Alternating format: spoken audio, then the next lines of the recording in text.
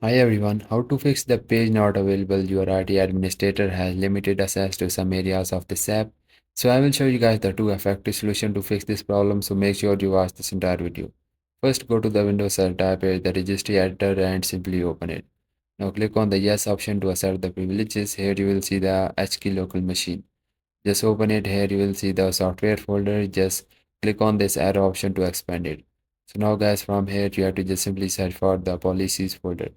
So just open it. Here you will see the Microsoft, just expand it, and now here you will see the Windows Defender. So you have to just right click on the Windows Defender and simply click on the delete.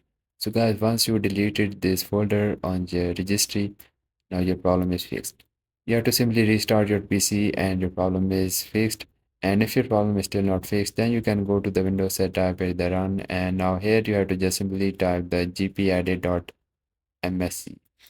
So guys, once you type the gpedit.msc, click on the OK.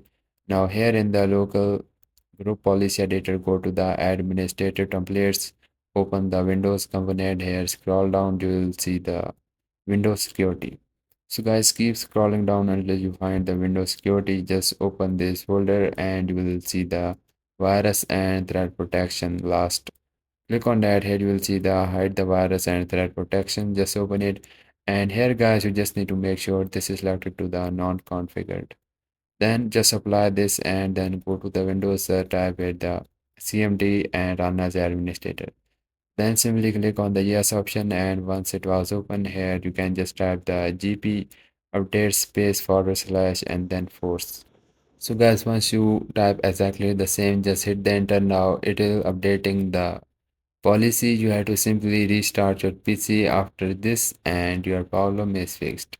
So guys, these are the two solutions to fix your problem, and if your problem is fixed, please don't forget to like this video because this is the only motivation for me, and I will see you guys in the next video.